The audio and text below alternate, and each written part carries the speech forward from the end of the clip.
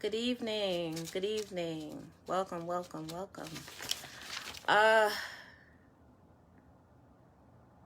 Yeah, I'm going to wait for a few people to join in. Hey, David, what's up? Welcome. Good evening.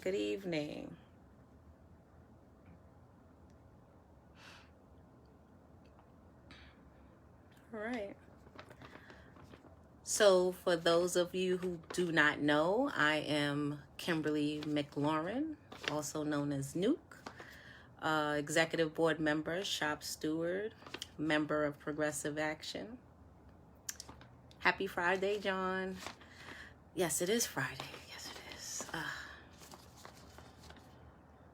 No, I'm not live stream on YouTube. I could probably get T to put that on there later, if necessary. All right.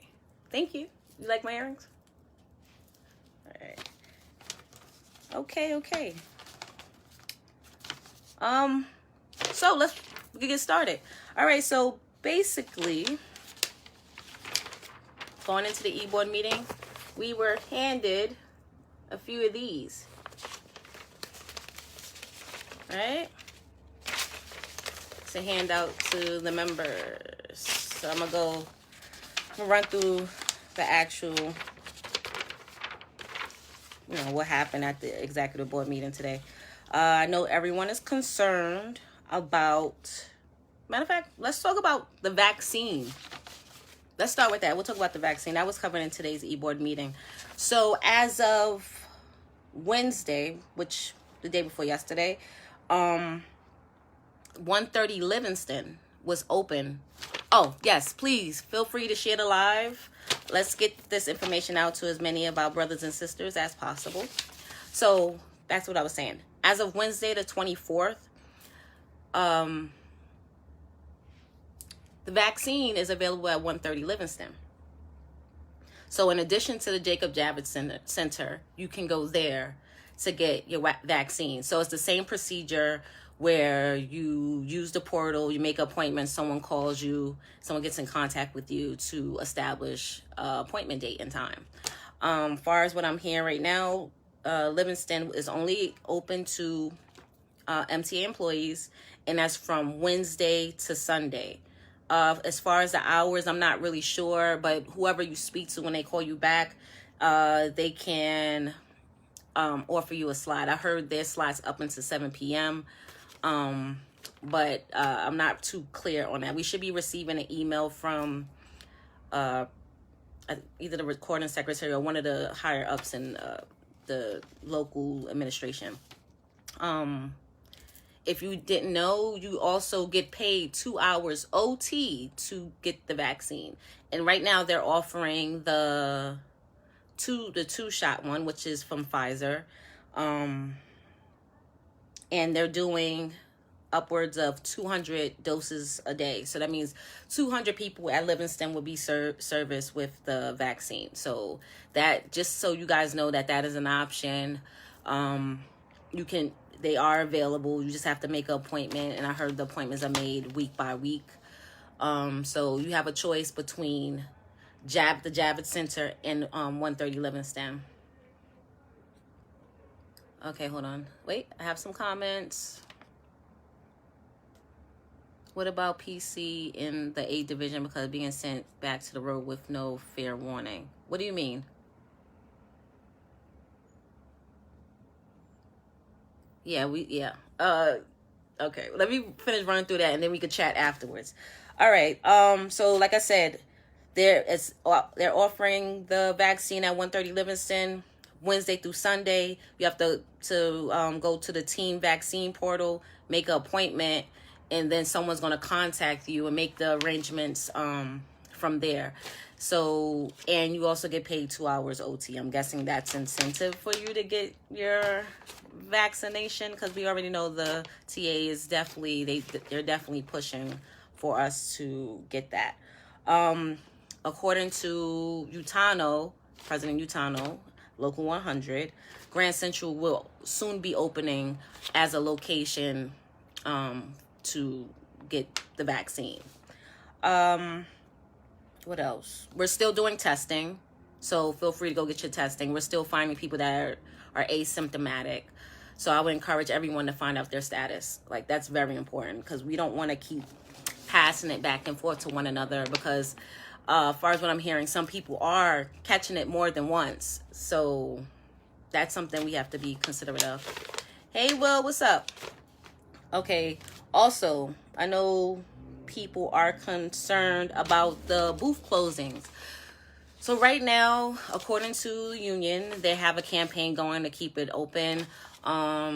There's supposed to be a town hall meeting to discuss it, but I really don't know how much good that's going to do, because, you know, if the TA wants to do something, they're going to do it. So we have to stand by to see what our actual administration wants to get done as far as the campaign to keep the booths open. Like most things, we have to appeal to the public and let the public know that this won't be safe for them. I mean, yes, they promised to put in the police officers, but we do not know how these officers are going to be deployed. We don't even know who's having these conversations, who's sitting down with who, and how effective that's going to be. No matter what they say, having someone in the station it helps even for people who don't have access to the gate. Like, I don't understand why this is even a discussion. But what else? Oh, yes, there's a coalition. They formed this coalition of all the unions that work for the MTA, so like ATU and whatnot. So they're lobbying in Albany. They make plans to lobby in Albany for this bill that they put in place to make spitting, slapping, pushing a misdemeanor. So you get up into a year for spitting, because currently, if someone spits on you, it's considered harassment unless it was seen by an officer. So that's pretty much the person is just issued a ticket. It's harassment. It's not assault. How effective this is going to be, I have no clue, because as we already had the thing that said, oh, if you assault a TA worker, you'll get up to 7 years in prison. How many people you know of that actually served 7 years for assaulting a TA worker, or served any years for assaulting a TA worker? So up to a year, and a misdemeanor, it doesn't mean it's going to be enforced. However, I asked Utano, he said that all the DAs from the 5 boroughs are involved, and they're also pushing this. So let's see how that goes, because if we don't hold these officials accountable, it goes nowhere. So when we are attacked, we need to, I just wish that our administration was that open and transparent, that they would ask for the members to come out and support, instead of just using the people that they have around. Oh, come, hey, you sitting there, come with me down. No, ask for the members to come out to these court dates so that we can support our brothers and sisters. So we can show, these judges and these district attorneys that we care, what's happening to our co-workers. But they don't reach out to us. Like, they just do it for pictures or whatever. But I'm not going to go into that. I'm trying to stick to the facts. Dexter says, spitting on a police officer, and I'm sure that's not a well, I guess because the police officer is present. Like, that is the weirdest thing. So I'm guessing they're saying, like, I guess because of, like, a person could be talking to you and they spit, so they don't know the intent behind the actual spitting. But my thing is, if someone's hawking a loogie on you, I'm pretty sure that wasn't accidental. And then in these times with COVID or any other disease or virus going on, that it's malicious. They're trying to harm you. Like, even before that, people were with the HIV thing, like, you're spitting on someone. Like, it's just a disgusting act. And not only that, culturally, I know we're a mixed bag of cultures, but culturally, spitting on someone is one of the most disrespectful things that you can do to a person. So that affects a person's psyche. That affects how a person conducts their job. Like, people who have blacked out from being spat on. So that's something that they should also put out there too. Culturally, it means something. You know, it's damaging. So for some of the insurances to not cover that when people go out on comp, that's an issue. Or they cover it, they cover it up to 3 months or something like that. Like, that's traumatic. I don't know what I would do if someone spat on me. Like, I'm pretty sure I would black the freak out. Like, is anyway, let's what else we have here? Oh, where everyone's concerned about wages. Yes, so where is it? Here it is. Our administration has vowed to fight the wage freezes. How confident are you guys in this? So according to Utano, again, he said this has happened in 2010. But the union won in court. So they expect to take this to arbitration if it has to go that far. And if it goes further than that, it will be back in court. My thing is, why does it have to go that far? How many people you know who are promised a set amount of money don't get that set amount of money and continue to work? You say you're going to pay me something. You don't pay that. What is the next course of action? You don't want me to do the job. So how is this even an option? Or am I bugging? Like, you know, I tell you I'm going to give you this in exchange for your work, and I don't give it to you, breach a contract, I don't work. But we are dealing with a different type of administration, are we not? Exactly. First of all, these raises were ridiculous. They do not keep up with the cost of living. They were not, like, it just doesn't serve us. Like, we could barely afford to live here as is, and you want to freeze it. So you give us pennies, and now you don't want us to have those pennies because what? Our wages are already budgeted, so why are you even worrying about that? That has nothing to do with anything else. Everything was supposed to be set aside already. So why are you trying to touch our wages? It's BS. Wait, let me see what you guys are talking about. If you get spit on, it's only harassment. If they get convicted for harassment and say community service, that's that. If you develop an illness later on and die from it, they can't charge them with a higher crime because it's double jeopardy. Okay, we have Rob, resident attorney. Yeah, it's harassment. Like they said, unless the officer, physically saw the person spit on you, all they can do is issue them a ticket. But they're pushing for it to be a misdemeanor. Whatever. What else happened during the meeting? We went over the financials once again. We did not get a hard copy of the financials. Until I get a hard copy of the financials, I'm not accepting them, because if I can't look at the expenditures or I can't see the itemization, how can I vote yes on the financials? So in the financials, if you're not aware, that's the spending. That's where all your union dues go. Whether it's keeping their phones on, public relations, advertisements, lawyers, trips, whatever it is, that's where, the financials cover all of that. It's the breakdown. And we're not giving those in our hand. They're put up on a screen and they show us, they just run through it. And it's not really itemized. They'll have like 10 items on one line and then have a total, but you don't know what was spent and where. So until I have it in my hand, I will not be accepting the financials. When I say accepting, I mean, because we have to vote on them. So you vote on it and say whether you accept it or not, or you abstain. So no. This is for Baisley Park. Baisley Park, you guys got a new vice chair, and that would be Norman Anderson. Okay. Mapstoa, you guys got you had some changes made. Okay, so Terrence Harmon resigned as vice chair, and this is at Tuskegee.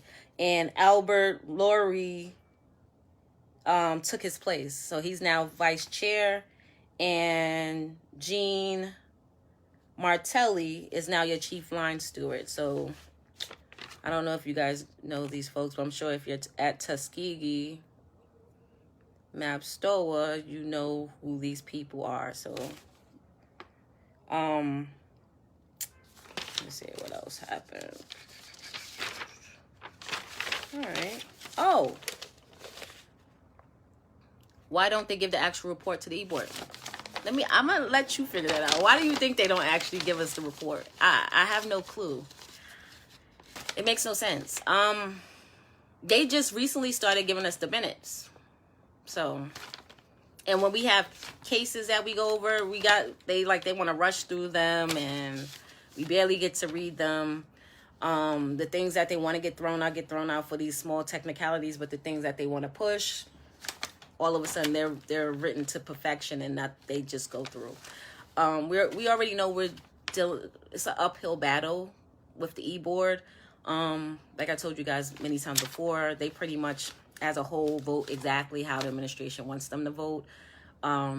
Very few people in there have minds of their own, unfortunately, or are scared to ask questions, scared to be contrary, or it's very few people who speak up in the e-board meeting. And most of them are from my department, RTO, subways. So if you have an issue of what's going on in your division, start checking your e-board reps. You need to start asking them. We shouldn't be the only ones doing these reports. And far as I know, some people didn't even know the executive board existed. So that should tell you something there too.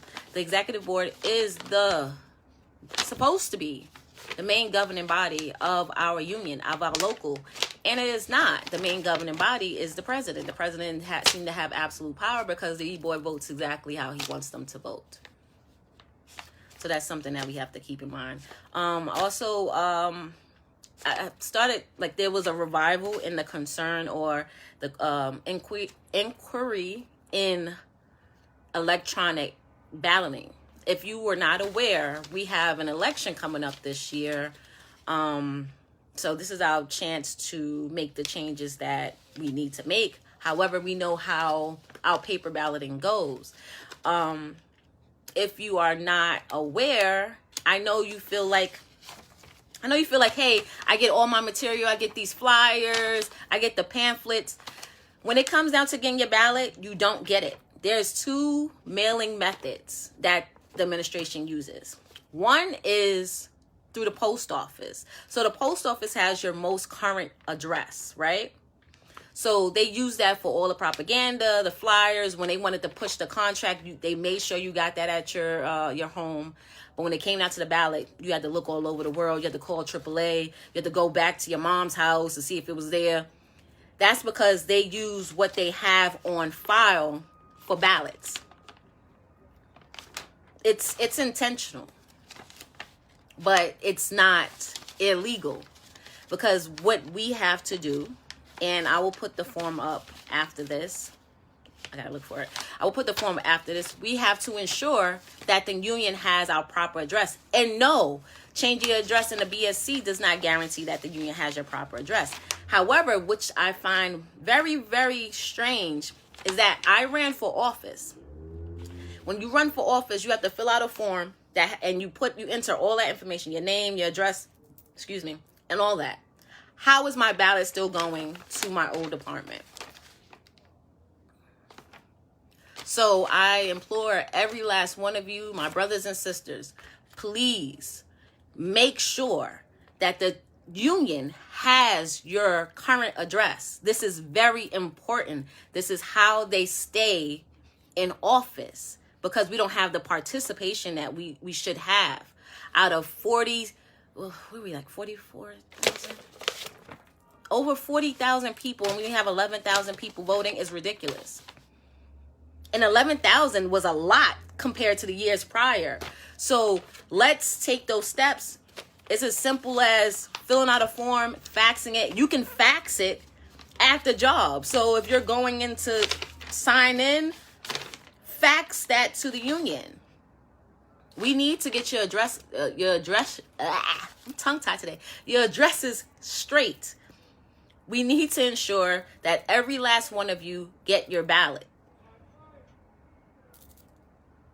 Because every ballot that's not sent in is we pretty much just keeping them in office. So if you're not happy with your representation, this is what you need to do. Everyone's wondering, how can I help? What can I do to make change? Start with that. Let's make sure the union has our proper address. Let's make sure our union dues are paid up. I know some of you have an issue with that. I'm not going to really dig deep into that. But at least find out how much you owe. I think the most a person could owe is, was it a $911 or something like that? They do installments. And shout out to the senior people who made an effort to pay back their union dues. You guys are winners. Like that's dope though. Like I know, especially when you were on your way out and you could have just said forget it. Because I heard of them suing for back dues, but I don't know about that. Just listen. We could do installment plans, but make sure. Thank you. That $911.86. Exactly. But yes, please ensure that the union has your proper address. You will want them to have your proper address anyway. Because it's not just the election ballots, but when it's contract time and you're not happy with the contract, how can you complain? You can't complain about something you didn't participate in. You had every opportunity to say, hey, I don't like this. This is not what I want. But you didn't vote. So you can't complain. Or you complain about your administration, you complain about your reps. You have no right to complain because you didn't vote. So let's make our voices heard. I know it's like cheesy, but let's make our voices heard. Let's change our address, make sure our addresses are correct in the system. Simple. Let me see what else. I'm not trying. How long have I been on? I'm not trying to keep you guys here too long. So yeah, RTO people. Wait, hold on. Yeah, RTO people. All right, so something I do want to address, and that is actually it's two more things I want to address. Let me address this first. You know, this is not just for RTO people. This is for everyone. Like I said, women issues is everyone's issues, right? So this flyer was posted in our group, Progressive Action, maybe like 2 weeks ago, a week ago, or whatever, and it displayed. I'm gonna bring it back up because now it's back in my face and I remember. This is our new women's committee, right?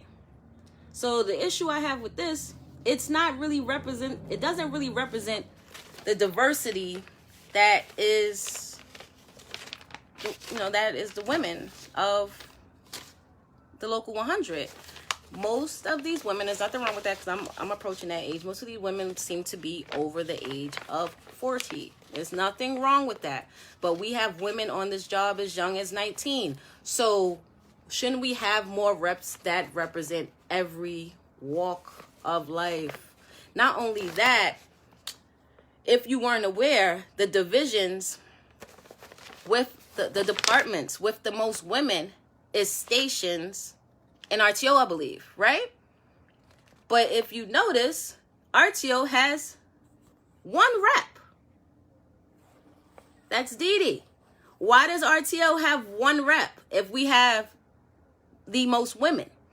Map Stoa, you guys are stacked. Nothing wrong with that. There should just be more women. Stations, you got 2 people. There should be more reps from stations. And don't let them tell you it's because, no one was interested, because many of women, especially from RTO, have expressed interest in the women's committee, have been vocal on women's issues, but were not included in the chat as to who was going to be on this board. So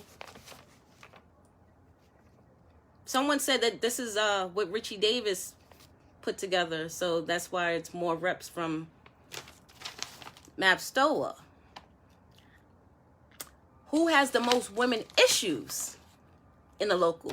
The 2 that I mentioned, stations and RTO.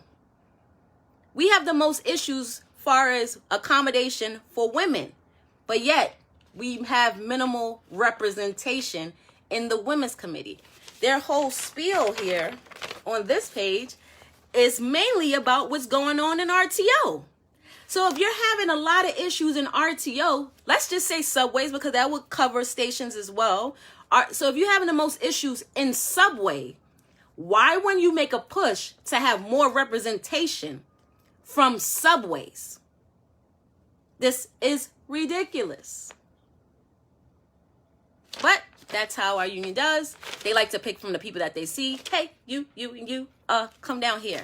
Instead of going out into field or sending out an email or sending out the propaganda that they normally send out. Hey, women's committee meeting. Who wants to get involved? People want to get involved, but just like when they go and do their press conferences, who's at those press conferences with them? But the people they sit in the office with. There's no rank and file members there. There's no one who actually is in the field there with them. When they go to these court dates, who's there? The same people. So people want to pretend that they have this support. It's not showing here. You have the support of the members, then where are the members? Where are these members that you say are supporting them? Or supporting you, rather. But anyway.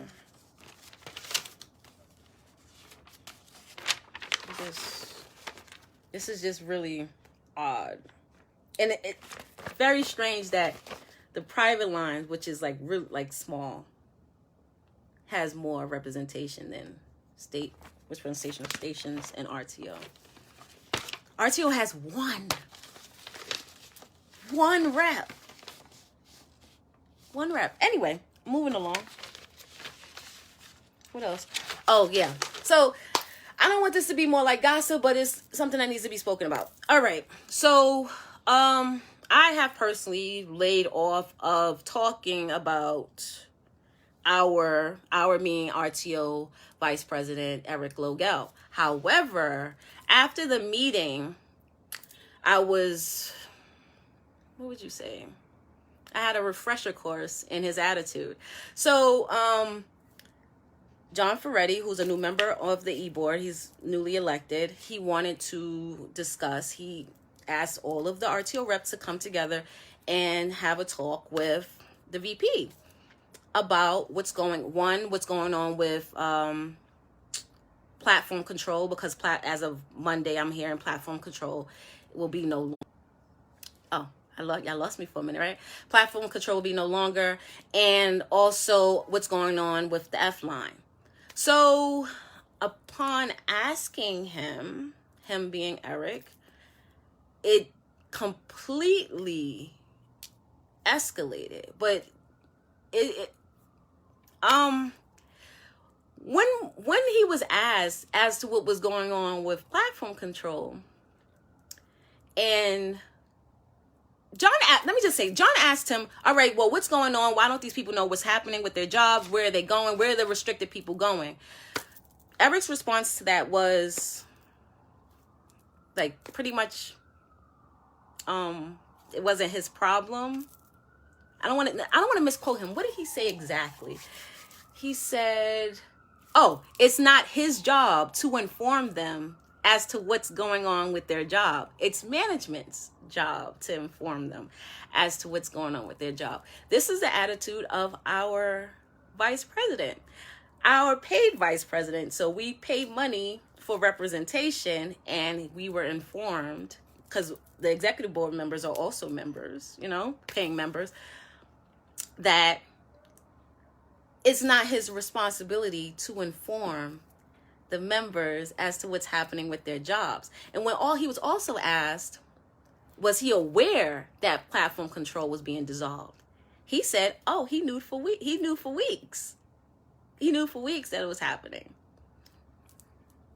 But it's strange that the people who actually worked the jobs weren't really aware. Maybe some knew, maybe some didn't. I have to check my email. Did anyone receive an email saying that platform control was going to be dissolved? But neither here nor there. He became very hostile. He did not want to answer Ferretti's questions. He accused him of acting in his, because out of a political agenda, and that he was a fraud. And he said some other really, really nasty things about him. It was just disgusting. It was disgusting. I'm sure I'll let Ferretti tell his story, but that's just not the behavior that no one should be talked to that way. I felt my heart went out to John, because I can't believe that this is how one man talked to another man. And it wasn't like it was just the two of them. It was 6 RTO E-board members, well, including John, and 2 of the top 4 they had to literally pull him away and take him into the hallway. That's how crazy Eric got with Ferretti. Like, this is our top rep for RTO, acting like a child that's throwing a tantrum with potty mouth, because it was disgusting. Let me see what you guys are saying.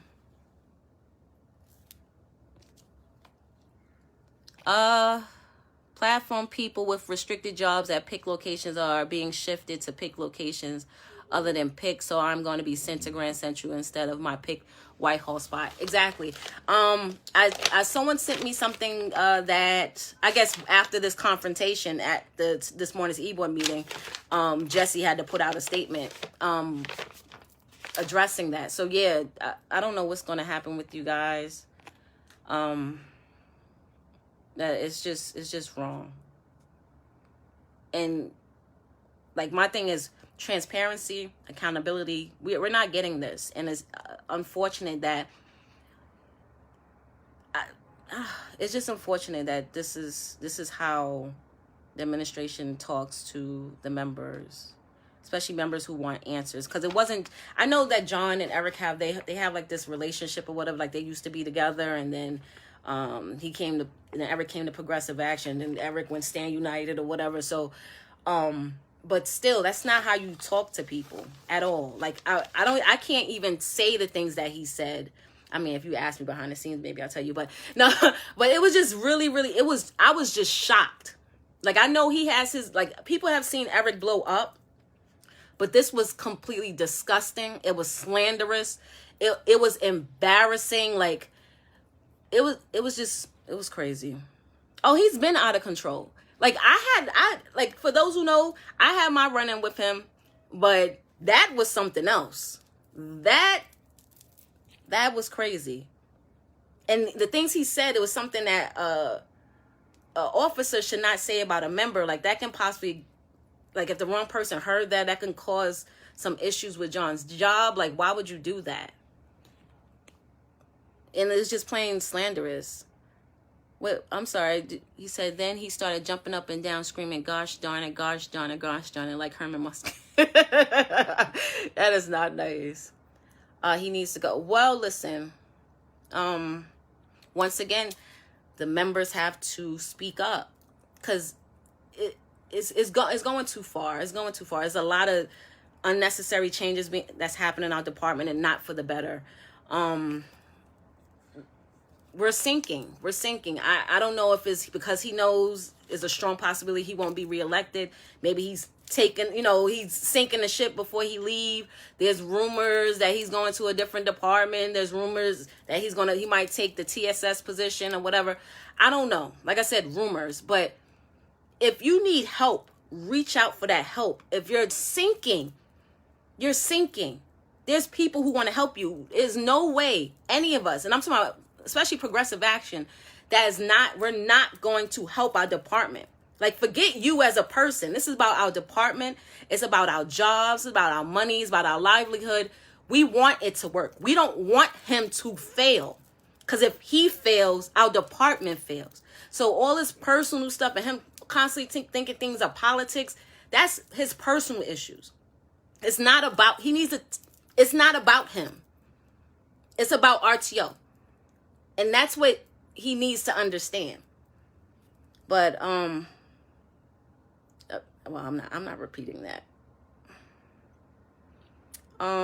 Yeah. I heard he was down at Stillwell doing a Shopgate. Anybody was there at the Stillwell Shopgate? Yeah, maybe.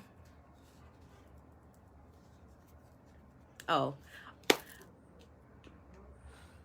I know what happened today. Something else. Everybody was excited about Bobby Smurda coming home from jail.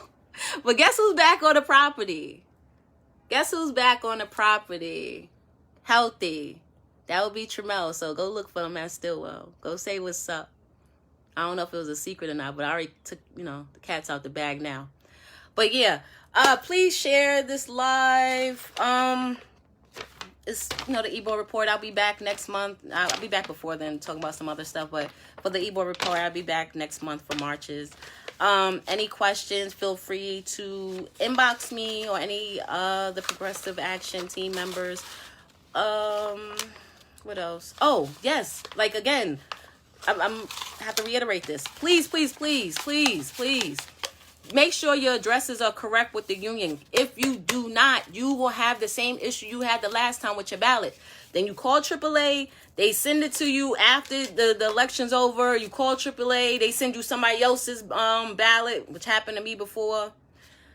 So let's just make sure we eliminate all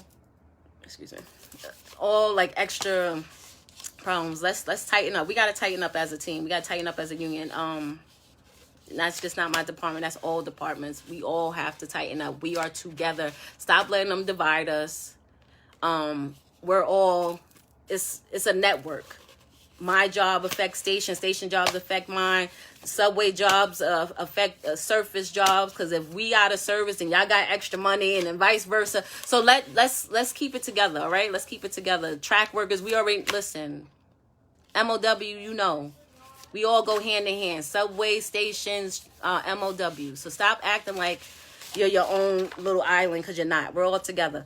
Enjoy your weekend, everyone. Kimberly McLaurin. I'm checking off of this thing. Like I said, questions, inbox me. Later. Be safe, you guys.